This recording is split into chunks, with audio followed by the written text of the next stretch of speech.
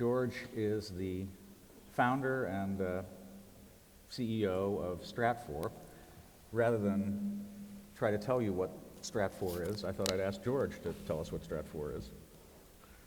Well, in 1996, when we founded Stratfor, I was watching what I thought was the collapse of journalism.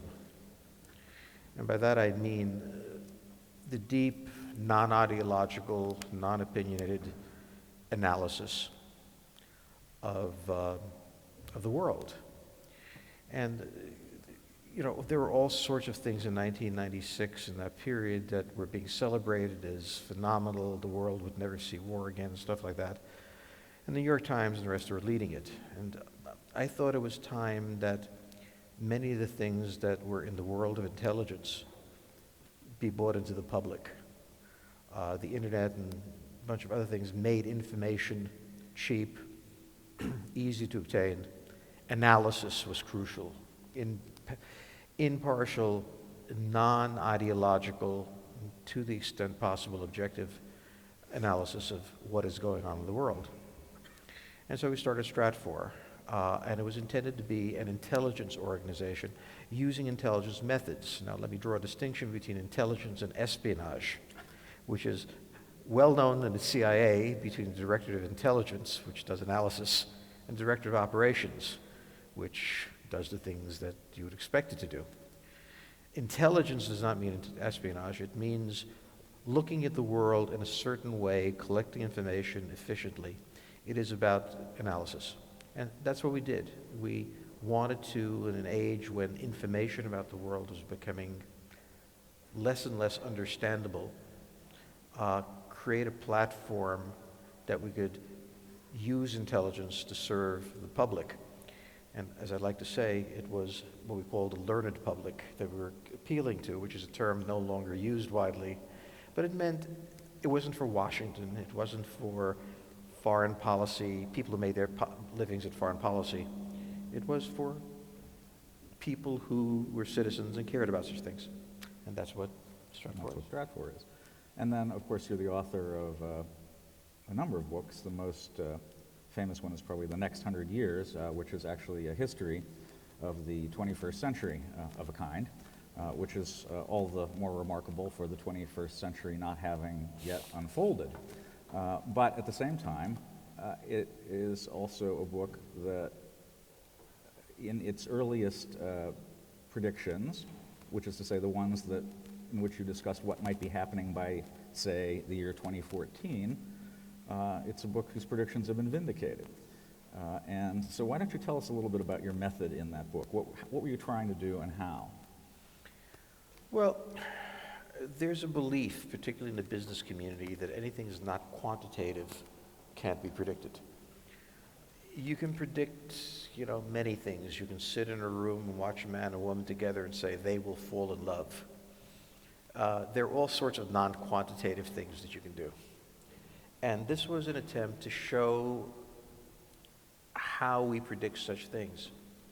And the way we predict it is in a very unsentimental way. The first thing to get rid of is hopes and dreams. And the second thing is to believe that the human condition doesn't change all that fast. That what happened in the past may well happen in the future. Not in the same way, but the same principles are at stake. And it began with a look at the post-Cold War world, which had three pillars: the United States, European Union, and China. And we looked at the United States. I looked at the United States. I say we because my wife really wrote it.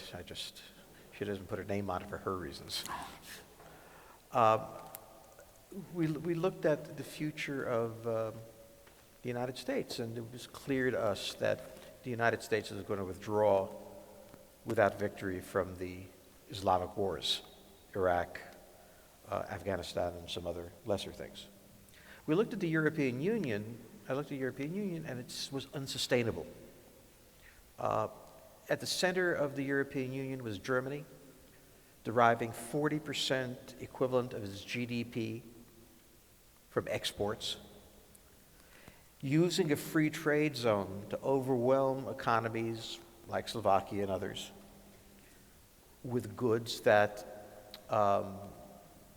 it could efficiently produce, creating a monetary system that made it almost impossible for smaller countries like Greece to get out of the way, and creating regulations in Brussels that made it very difficult to be entrepreneurial, very difficult to take risks, with tax structures that really didn't reward risk-taking. And we looked at that and said, well, this is going to end badly. You cannot have, if the United States exported 40% of its goods, could there be a NAFTA? That couldn't happen. When Germany arose, the United States allowed Germany to protect its markets from American goods, but allowed German goods to enter American markets. So it had an unbalanced trade. Germany, of course, had a very different system. And so we saw that that was going to end up in quite a mess. And then we looked at China, and we saw everybody announcing that China would shortly pass the United States, just as Japan had passed the United States in 1991. And we saw that there were structural reasons that couldn't happen. So we saw the end of the post-Cold War coming. We also thought that in the weakness of Europe, Russia would reemerge. That Russia was reconstructing itself anyway, and given the weakness of Europe and the low risk, the Russians would reemerge. And we published the book, and in it, at first I had, there will be a Russian invasion of Georgia. And before publication, I had to put it in the past tense, because the Russians had already reasserted themselves. So the method that we used was to simply take a look at the obvious. We have a rule at Stratfor that says, be stupid. And by being stupid, do not begin by understanding, the most esoteric publications available in the world. By being stupid, we mean look at the obvious. Look at the fact that China has over 1 billion people who are deeply impoverished. Look at the fact that Greece and Germany cannot exist under the same monetary regime. That's an impossibility. And look at the fact that the United States is not going to win the war in Iraq in any conceivable way. And if you begin by being stupid, those things become obvious. And from that, we started to weave the story of the 21st century. And also the author of a more recent book called The Next 10 Years. Which is harder, the next 10 or the next 100? Well, if you have the next 100 under your belt, the next 10 kind of become logical. You may be wrong, but you can now bracket it somehow and say, and it was in that book that I really started speaking extensively about two things. An entente between the United States and Iran, which I think is currently underway, and also a Ukrainian crisis, because it was clear that Russia was going to reemerge, and Ukraine was going to be the battleground that would emerge over time. All right, well, why don't we cut to the chase in that sense, and tell us now how we should be thinking about what's happening in Ukraine now. Well, we first have to remember that nothing really enormous has happened. I know we're responding to it, but what happened here was what? Yanukovych was removed. One Sunday, I believe, a constitution was amended, and he left. Everything else stayed the same in Kiev. The Russians responded by invading Crimea. Now, the Russians, by treaty, had an enormous number of forces there. So invading Crimea essentially consisted of leaving the base and going across the street, and now they'd invaded. So when you look at it, Russia had suffered a massive defeat. They had, if not a pro-Russian Ukraine, at least one that wasn't hostile. Now, their guy was gone. A government of sorts had been created in Kiev that clearly was entangled with the Germans, the Americans, and so on. They now had the Crimea, which they always had. In other words, they had nothing. And they started skirmishing in places like Kharkov in the east that had always been under their influence. From that point of view, if you understand it, the Russians had taken an enormous beating. Ukraine was fundamental to its national interest. For Russia to have survived Napoleon, to have survived Kaiser Wilhelm, to have survived Hitler, they needed depth. They needed buffer states. And the buffer states they had, on and off, were the Baltics, the Belarus, and above all, Ukraine. And Ukraine was also critical to them in terms of grain. Much of their military equipment is manufactured in Ukraine, a point missed by many people. They needed Ukraine. If Ukraine was not in their hand, if Ukraine, for example, joined NATO, two things would happen. Belarus could not remain independent. And if that happened, then Smolensk, which had been the center of Russia, was now a border town. A fairly stunning idea. Second, they were less than 100 miles away from Volgograd, Stalingrad. So one way to put it, as the Russians do, NATO would have come as far as Hitler did. Okay. If you are a Russian leader, this is not acceptable any more than having Texas join the Warsaw Pact would have been acceptable. These are fundamental things that can't be allowed. Now, the fact is that Russia suffered a massive defeat in Ukraine, and they're trying to recoup. The United States and the Europeans helped them greatly by making such a fuss over a non-event, the invasion of Ukraine, that Putin's polls soared as if he had been a great military hero. They made what were really minor events in the very easternmost part of Ukraine appear to be, some significant military operation when, as far as we could tell, there was a few hundred drunks at any given time opening fire ineffectively. Well, these are the openings. This is the beginning of a struggle. Russia cannot abandon Ukraine. And it would be very nice to say, well, we'll let you have it, it's so important to you. But the problem is that intentions change, and having consolidated Belarus, which they control, and Ukraine, what next? The Baltics, perhaps? But certainly countries like Poland, Slovakia, Hungary, all of whom remember what it meant to be occupied by the Soviets, had to now do what in this region is essential, the worst case scenario. No one who has lived in this region, and I was born in Hungary, has any right to ever be hopeful. One must be prepared for the worst. And the reaction in this region has been, I think, appropriate. What comes next? Beyond this region and the rest of Europe, the United States, is a great deal of rhetoric. There's a great deal of meaningless threats, bringing sanctions on a foreign minister as if he cares. So we have these sanctions, which are primarily designed to appear to be action, but actually not do anything.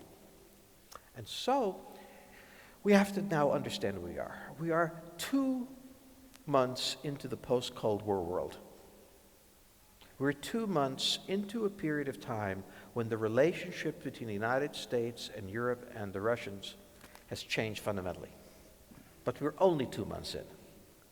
This will go on for a while, and certainly will get more dangerous than it is now. But we have had the opening move, and you can tell that history has taken place, not because anything has happened, but the manner in which everybody suddenly redefined their view of the world. This was the important thing. As we look ahead from where we are now, what do you see as the contours of this contest? What's coming? The battle is really the Battle of Kiev. And by that I mean the Battle of the Kiev Parliament. The Russians are not going to invade Ukraine for two reasons. One, they can't. If you've ever tried to get 10 people to go on a picnic with you and get there at the same time, you know the difficulty of logistics. Moving 50,000 troops hundreds of miles is an extraordinarily complex thing, and the Russians are not particularly good at it, which is why they won't do that. The second thing is they think they have the advantage. First, the parliament in Kiev will be re-elected, but they expect it to be incapable of governing. Second, they are able to increase the price of natural gas as they wish. Third, Ukraine needs financial assistance.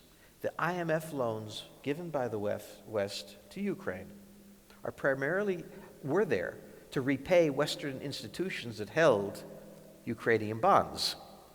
They helped ING and Templeton Fund and people like that. They didn't really help the Ukrainians. The Russians were prepared to give grants and loans and things like that the Ukrainians needed.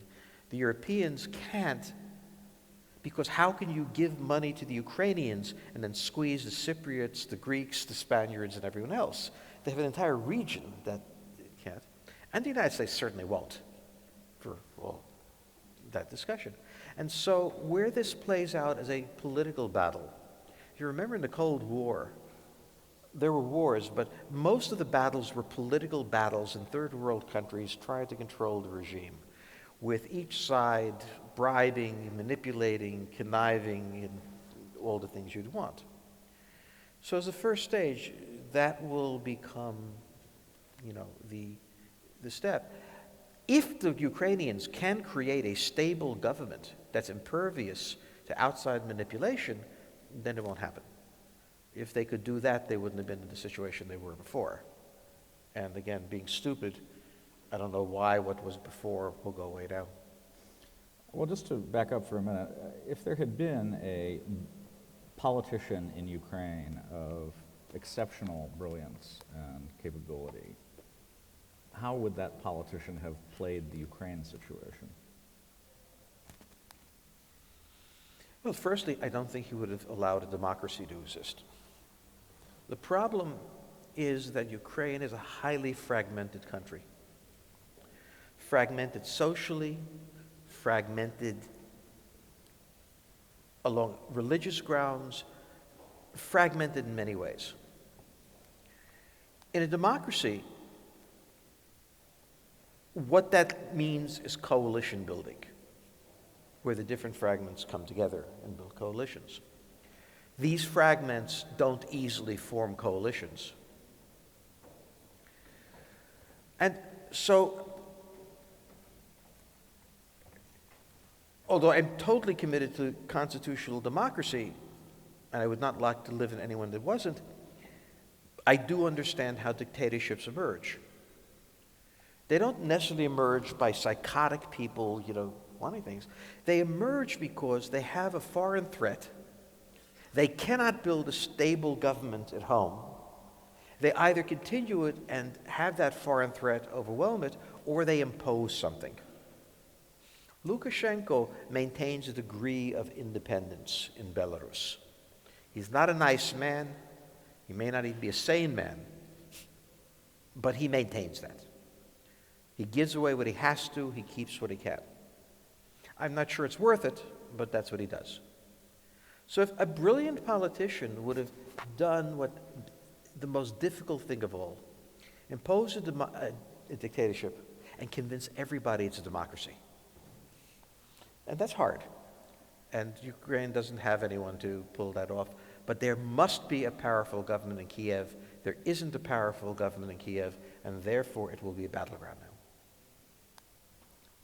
If Kiev is the battleground, who are the contenders? Well, the obvious first contenders are those who are pro-Russian and those who are pro-Western. I thought, by the way, that you would appreciate a stupid question from time to time, just so we can be on They're the best way to do it. Yeah. Second, there has to be an understanding that there are multiple religions. And secondly, there are class differences, oligarchs, and oligarchs who are opposed to each other and find it very difficult to work together, form alliances, break them, and so on. So, I mean, these are the factions, and even more, and then there are the personalities who have ambitions and use the system to come an end. I mean, you can look at half the countries in the world and recognize this. This is not a uniquely Kievian or Ukrainian disease. But the problem is that they have the Russians on the one side and some fragmented entity called Europe on the other side, and they have to make their living. And there are some who long to be part of Europe and some who detest the idea of being part of Europe in that way. And so this is a country that is on the edge, which is what the name Ukraine means. That's the internal conflict. Looking at it from the strategic point of view, who are the contenders? For Russia, Ukraine is absolutely essential to its national security. I've already described to you what it would mean, but consider this. Between Ukraine, there's a flat ground. Between Ukraine and Moscow, you have a flat ground of about 400 miles to take it. Now, I want to stop here for a second and understand. I know that the European Union announced that all wars are archaic, but they're not. And if you're a Russian leader, and you remember the Second World War, you remember the Cold War, you understand two things: how quickly intentions change and how quickly capabilities change. In 1932, Nazi Germany was a cripple, militarily, socially, politically, economically. It had no intention of invading anybody. It hoped to be able to pay the electric bill the next day. 6 years later, a total of 6 years later, Germany was the dominant political, military power on the continent, threatening everyone around it and having Russia in its sights. What the Russians have learned, which is, I think, a fundamental truth that people who live in prosperous countries like to forget, is how dangerous the world is, how quickly it changes, and how you can't be confident in what's going on. And so a man like Putin, and Russia could only be ruled, I think, by a man like Putin, looks at Ukraine and says, if the West does not intend to do me harm, why are they so intent on bringing Ukraine into the West? And the West will answer, because we have dreams of making this a constitutional democracy.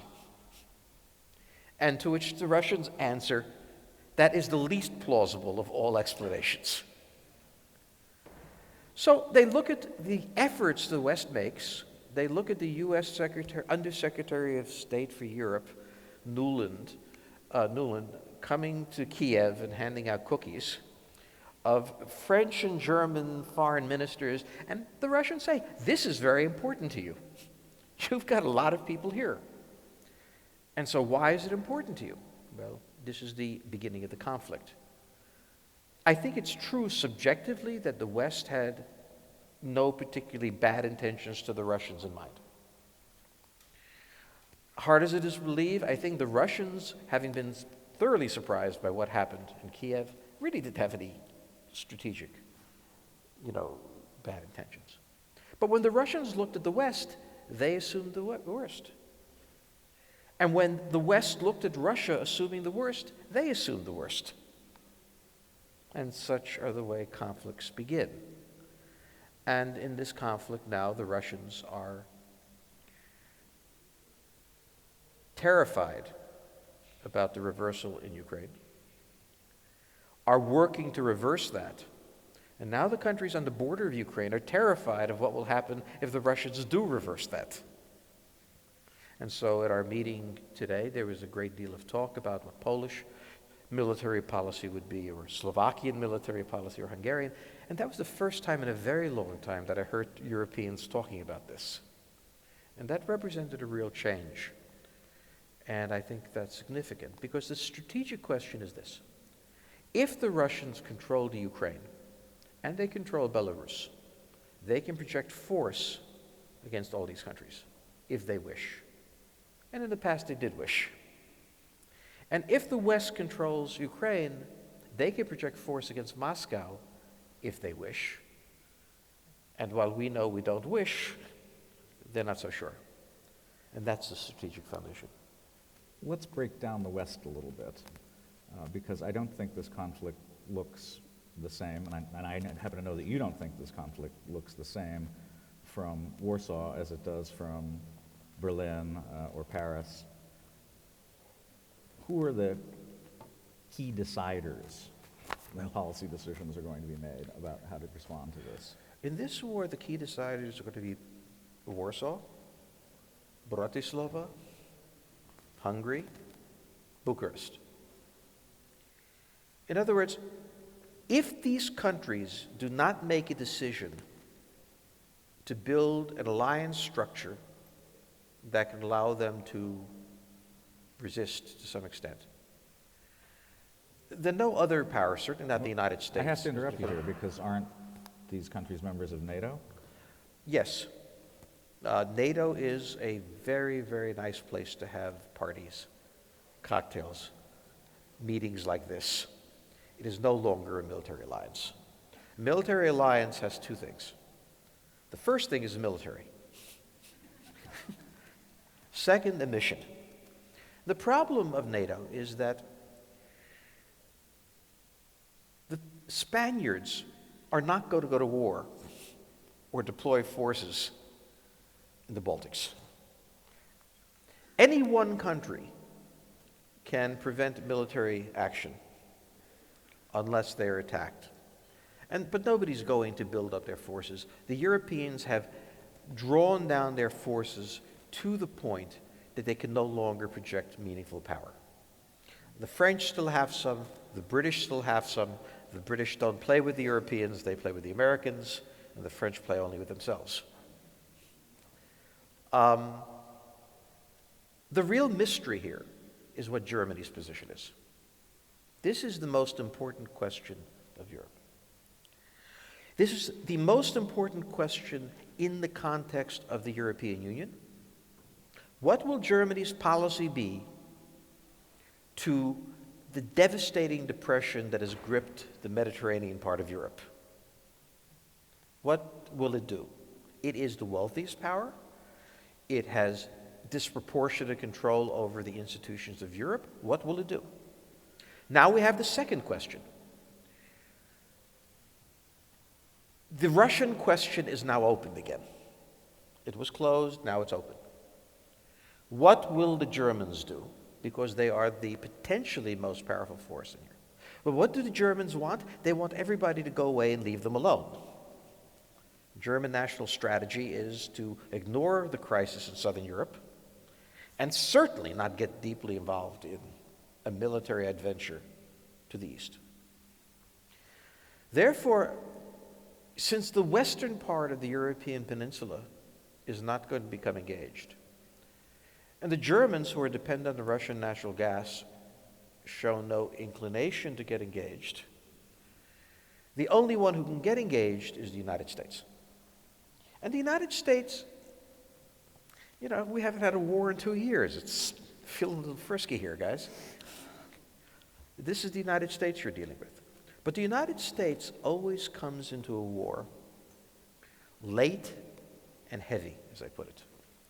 In World War I, you first had the Tsar deposed. The Russian troops were eventually moving to the Western Front, and it looked like the Anglo-French would lose. The United States intervened 3 weeks later and declared war and sent 1 million men. It turned the tide, defeated the Germans, the Americans went home. In World War II, the United States really didn't do anything until the Soviets wore down the Wehrmacht, and their first really major action was Normandy, at the North German plain, and they invaded Germany through that route. In the Cold War, it was the Germans that had the massive military force blocking the Russians. The Americans were a backup force, including nuclear weapons if necessary. And the answer is the United States will get involved under two circumstances. First, there's an existing viable alliance blocking the Russians, who may need additional support, but who carry the primary burden. And it must be no other choice but that the Americans come in. They will come in those circumstances. Therefore, the real question here, we talk about the Visegrad countries, and we talked about a Visegrad battle group that for years has been discussed, but nobody really meant it. They weren't really going to build a battle group. Now, what happens to the Visegrad group? What happens to the line Poland, Slovakia, Hungary, Romania, Bulgaria? Maybe Turkey and out Azerbaijan, but certainly this line. These are political decisions that now have to be made in these societies by you. You were promised prosperity and peace by the European Union. Well, the prosperity is a little shaky. And now the question of peace is on the table. So now this is the question that confronts every liberal democracy. How will you defend yourselves? Will you do that? Do you have the will? And from my point of view, I'm not sure, but I think so. But this is the struggle we're going on. I mean, people are acting like we're deep into some conflict. We're not there yet. This has been 2 months. Nothing has really happened. But now the psychological question. Poland, I think, is prepared to make major commitments. I think Romania is prepared to make major commitments. Are you prepared to make major commitments? Are you frightened enough by the Russians to do this? Or do you think the Russians have no real intent? Or are you prepared to make your peace with the Russians? These are decisions that you have to make. And I will be very interested in watching you make them, and thank God that I moved to the United States so I don't have to. I'd like to open this up if there are questions from the audience. Yes. Do we have a microphone? If you'll wait for the microphone, that way everyone will be able to hear, and I think we're also... My name is I'm a defense analyst at IHS James, so the competitor. I'm going to start with the title and go with the site disagree with us. I'm having trouble understanding, I'm sorry. Sorry, I'm a defense analyst at IHS James. First of all, I would like to slightly disagree as far as Russian logistics is concerned. From what we know, yes, they do have a problem with deploying troops abroad and maintaining them over if it's possible, but it does require a significant effort, and Russia is progressing as far as its strategic mobility is concerned. However, my actual question is, what should the West do to deter Russia from further actions in Ukraine and Poland? Well, I mean, part of that question depends on your assertion. The Russians have done a substantial amount since the 1990s to reconstruct their military force. But they still suffer from the fundamental problem that Russia always suffers militarily. It takes about a gallon of gas to move a tank 1 mile. That's not exactly right. And they have always had huge problems in armor